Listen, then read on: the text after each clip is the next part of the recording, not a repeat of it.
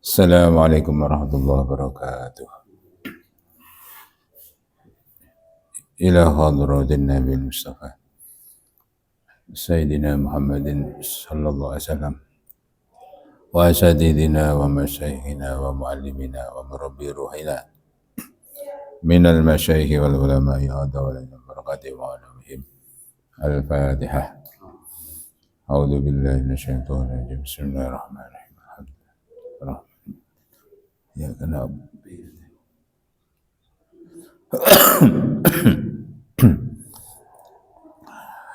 Alhamdulillah wassalatu wassalamu ala rasulillah Sayyidina wa maulana Muhammad ibn Abdillah wa ala alihi wa sahbihi wa mawala amma ba'd. Kita lanjutkan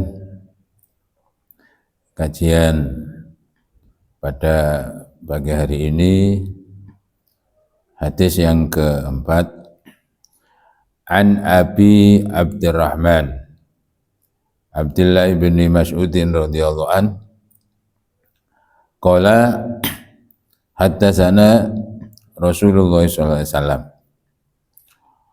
wa wasyadiqul masduq. Jadi hadis diriwayatkan dari Abi Abdurrahman, yaitu Abdullah bin Mas'ud, yang menceritakan bahwa Rasulullah sallallahu alaihi wasallam bersabda, inna ahadakum yujma'u khalquhu fi batni ummihi arba'ina yauman nutfatan. Ya. Sesungguhnya kalian semua dikumpulkan penciptaan di perut ibunya, jadi proses penciptaan manusia, ya, yaitu fi batni ummihi, di dalam perut ibu. Ya. Semua orang mengalami itu. Yang pertama, arba'ina yauman nutfatan, dalam masa 40 hari itu masih berupa nutfah. Nutfah itu air mani. Ya. Jadi proses awal ketika air mani itu masuk ke dalam rahim berproses selama 40 hari. Ya. Tsumma yakunu alaqatan misla dzalik. Setelah itu berproses menjadi alaqah, segumpal darah. Misla dzalik, sama seperti 40 hari. Nah, maka kalau ada orang yang keguguran masih sebulan 2 bulan, itu mesti masih berupa gumpalan darah.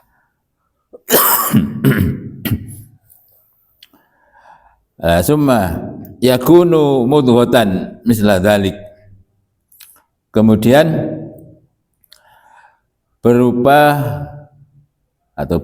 berproses menjadi mudghah.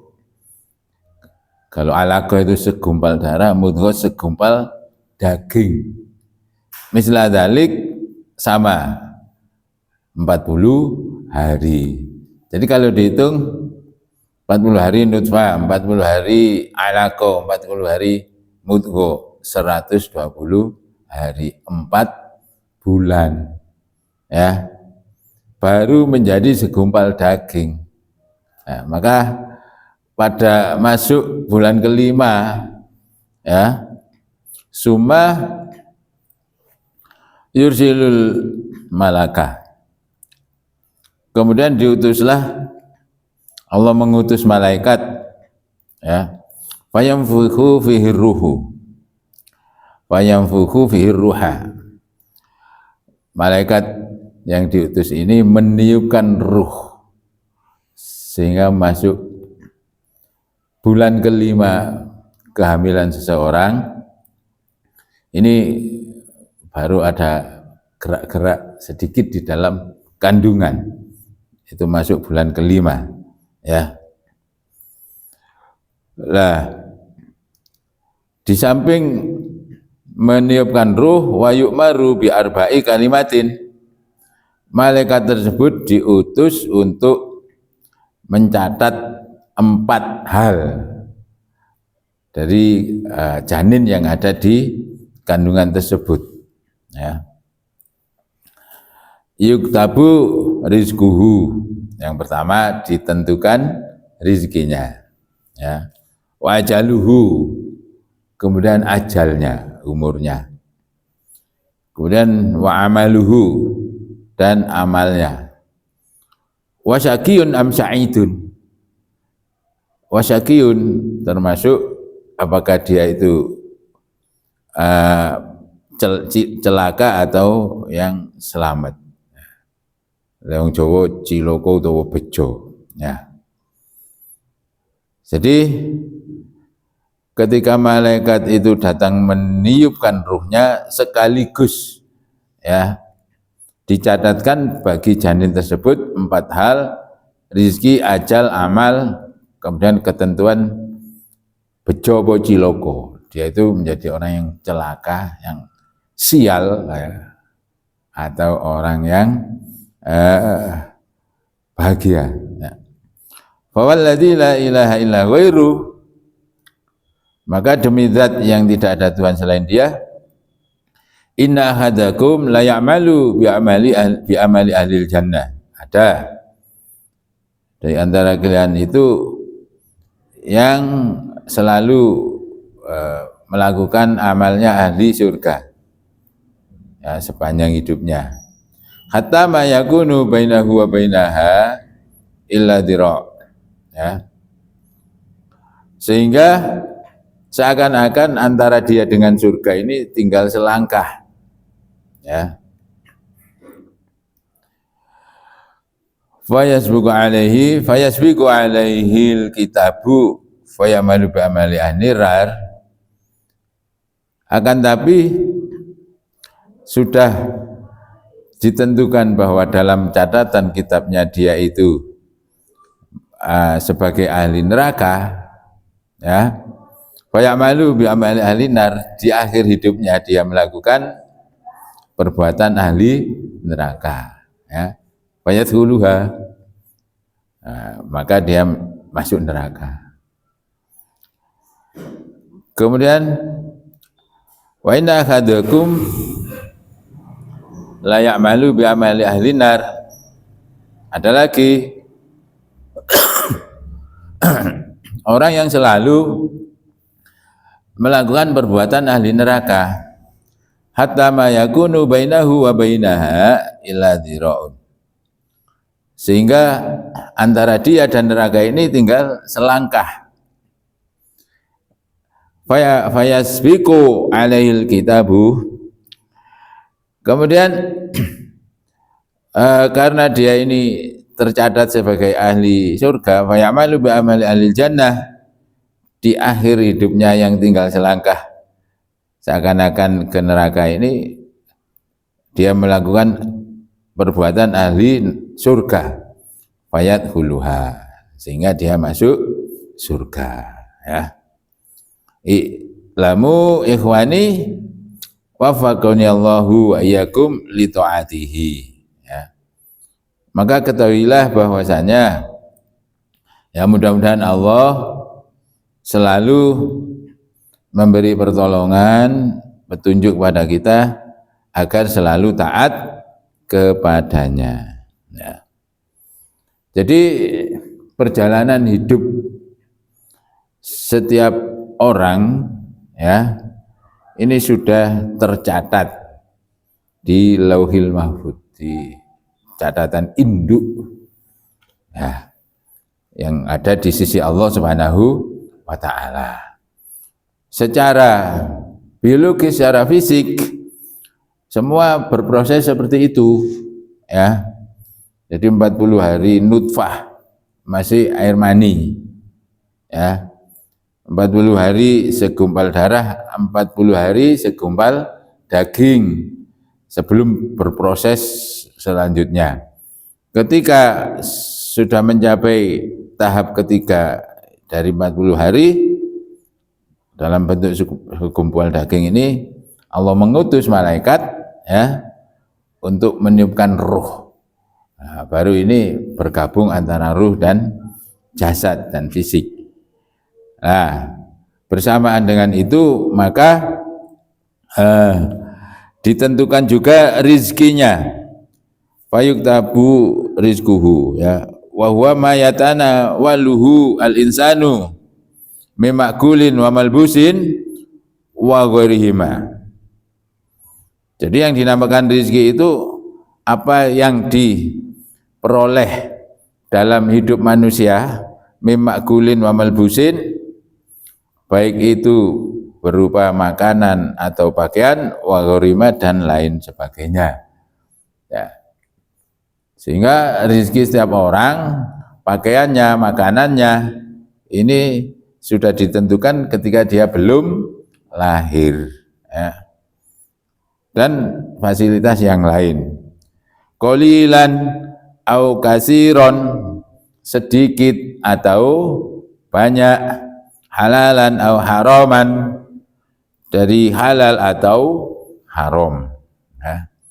Sehingga dalam mulai dia lahir nanti sampai dia mati itu apa yang akan didapatkannya dalam hidupnya ini sudah ditentukan ketika malaikat meniupkan ruhnya. Sehingga rezeki setiap orang itu ya kadang-kadang ya memang tidak sama ya, yang dikonsumsi tiap hari ya, yang dipakai pakaiannya kemudian sedikit atau banyak ya. Ada orang yang secara ketersediaan itu banyak, misalkan mau beli ini beli itu bisa, akan tapi karena jatah makannya sedikit ya, tidak boleh makan ini, tidak boleh makan itu ya. Nah, memang jatahnya seperti itu. Ada yang pas-pasan ya, tapi semua boleh dimakan. Habis saat itu besok cari lagi, habis saat itu besok cari lagi, tapi makan semua bebas. Nah, itu sudah ditentukan. Mayatana walahul insan mimakulin au malbus. Pakaian juga seperti itu. Umur itu umpu almari sing digawe yo paling mbak siji loro ya. Ada yang ya punya 1, 2, 3 bendino salin digawe ini terus, manfaat itu enggak sampai ada yang dinggurno ya. Nah, yang kedua adalah wa ajaluhu wa huwa az-zaman ya, alladzi alamallahu anna syakhsa yamutu fihi. Jadi ajal yaitu masa di mana manusia itu diberi kehidupan sampai dia yamut, sampai dia mati. Kapan kematian seseorang ini sudah ditentukan ya. Au muddata hayatihi. Jadi muddah kesempatan hidupnya itu berapa lama. Ini sudah ditentukan oleh Allah Subhanahu Ta'ala. Ada bayi yang baru lahir sudah meninggal ya. Ada yang umur 1 bulan, ada yang ya itu sudah ditentukan oleh Allah ya. Ada yang sampai berumur panjang ya, itu ajal. Sehingga ketika ajal ini belum tiba, nah manusia masih bisa menghirup udara segar. Sambungnya setiap tarikan dan hembusan nafas, nah ini adalah muddah, masa di mana manusia masih hidup.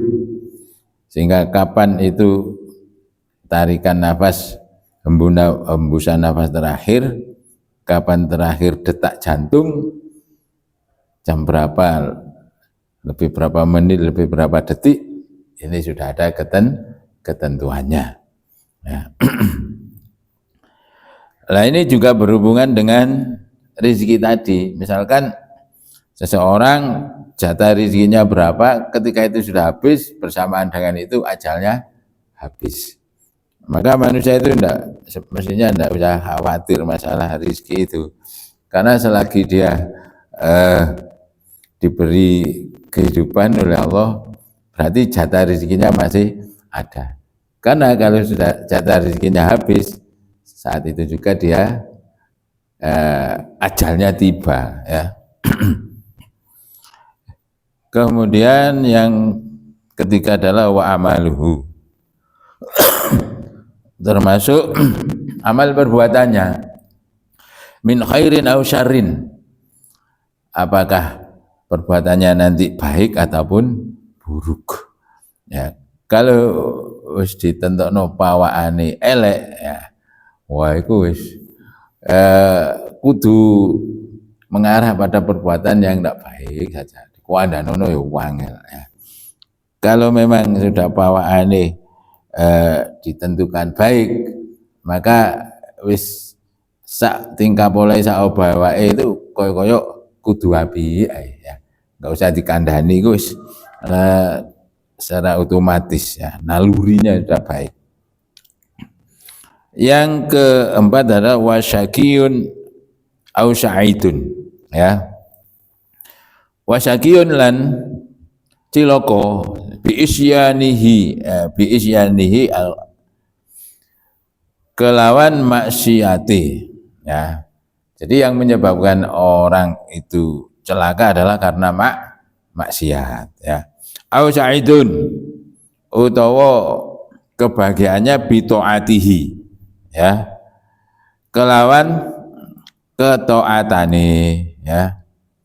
Jadi sebenarnya untuk sebagai indikator seseorang itu syakiyun au sa'id, di sini disebutkan bi isyanihi, karena kemaksiatannya dia menjadi hamba Allah yang celaka, karena ketaatannya dia akan menjadi hamba Allah yang berbahagia, ya.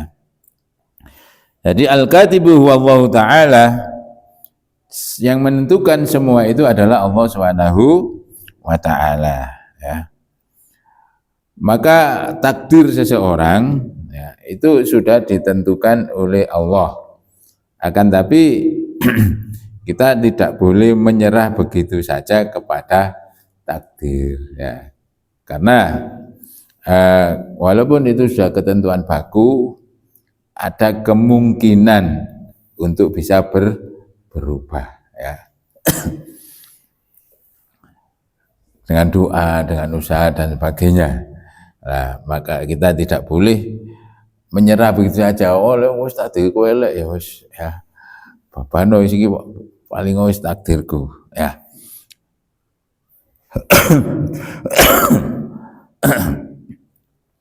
Dari penjelasan hadis tersebut bahkan diterangkan ada seseorang yang selama hidupnya itu perbuatannya mencerminkan sebagai ahli surga, ya.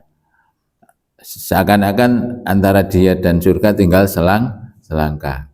Akan tapi entah karena apa dia tergoda melakukan perbuatan ahli neraka. Lapas berbuat seperti itu, tiba ajalnya, maka dia agak menjadi ahli neraka, ya. Di sisi lain ada seseorang yang selama hidupnya ini perbuatannya ini mencerminkan sebagai seorang yang ahli neraka, wis karuan tingkai, sehingga seakan-akan antara dia dengan neraka ini tinggal satu langkah. Nah, akan tapi karena dalam catatan kitabnya itu dia ahli surga, di akhir hidupnya dia mendapat hidayah untuk melakukan perbuatan ahli surga, maka dia menjadi ahli surga. Itu artinya apa? Ketika seorang hamba ini bisa melakukan perbuatan-perbuatan yang baik, perbuatan-perbuatan yang mencerminkan ahli surga. Ini marilah kita jaga, kita syukuri, ya. Jangan sampai menjadi kebanggaan sehingga menganggap rendah terhadap orang lain yang tidak bisa berbuat seperti dia, ya. Naudzubillah, ya. Mudah-mudahan itu bisa istiqomah sehingga sampai menghantarkan sebagai ahli surga. Itu yang pertama, kita harus mengambil sisi positifnya, ya. Yang kedua, ketika seseorang dalam hidupnya ini seakan-akan perbuatannya ini mencerminkan perbuatan ahli neraka, atau merasa perbuatan-perbuatan selama hidupnya ini sebagai ahli neraka, tidak boleh putus asa, ya. Ada peluang, ada kesempatan, ya, walaupun sedikit di akhir hidupnya untuk segera, ya, merubah perbuatan-perbuatannya yang selama ini tidak baik, ya. Kalau tadi disebutkan fi isyanihi, karena maksiat ini menghantarkan ke neraka, dengan taat menghantarkan ke surga. Maka ketika walaupun sudah maksiat-maksiat itu banyak dilakukan, walaupun ada kesempatan terakhir, ya, ini jangan berputus asa untuk merubah menjadi taat, ya. Kesempatannya apa yang bisa dilakukan, ketaatan apa saja yang bisa dilakukan, dan hentikan maksiatnya walaupun sudah terlanjur banyak. Nah, ini peluang, ya. Jadi pikiran kita harus positif seperti itu, sehingga Allah memberikan petunjuk melalui Nabi ini jangan diartikan negatif, ya. Waduh lah percuma wis kadung amale akeh, mburi-mburine ahli neraka, ya. Lah iku enak iki masyaallah ahli swarga. Berpikirnya positif bahwa ini secara ruhani, secara spiritual, sikap seseorang itu kadang-kadang kalau ketaatan kepada Allah ini menjadikan dia sombong, lah iki sing memungkinkan di akhir hidupnya malah jadi ahli neraka. Karena tidak sedikit orang yang seperti itu, ya. Wah, memang prestasi ibadahnya baik, ininya baik, tapi suka meremehkan kepada orang lain yang tidak seperti dia, ya. Bahkan menvonis ini ahli neraka, kayak surga miliknya, ya. Hati-hati seperti itu, surga bukan milikmu, yang menentukan surga neraka Allah SWT. Lah sikap yang demikian ini yang tidak dikehendaki, ya. Bersyukur kita kalau bisa melakukan taat yang itu menghantarkan untuk menuju surga, ya. Jangan sampai sombong, meremehkan orang-orang yang lain yang tidak bisa berbuat seperti dia. Sebaliknya juga seperti itu, orang-orang yang dalam hidupnya bergelimang maksiat, jangan berputus asa, ya. Ketika engkau mau menghentikan maksiatmu, walaupun antara dirimu dengan neraka ini tinggal satu langkah, maka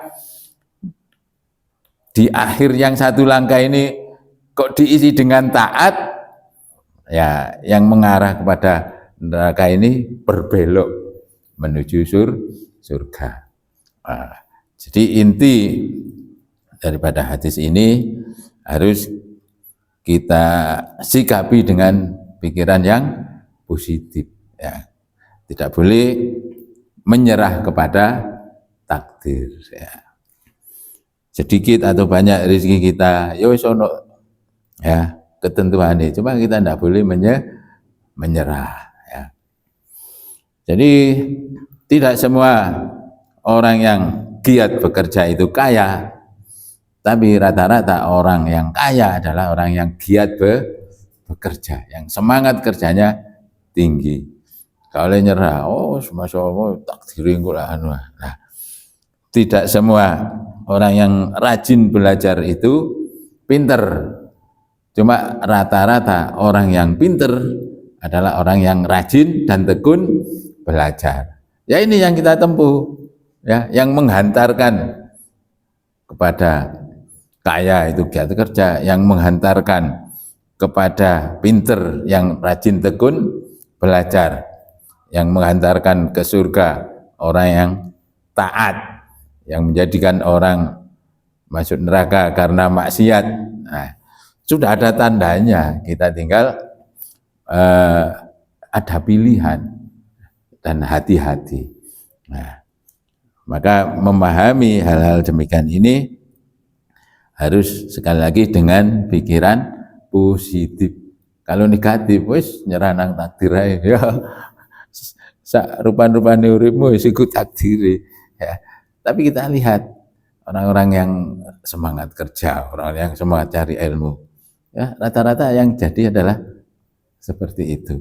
Artinya Allah membuka jalan bagi hambanya untuk ikhtiar. Demikian mudah-mudahan menjadi bahan renungan bagi kita untuk lebih berhati-hati. Al-Fatihah.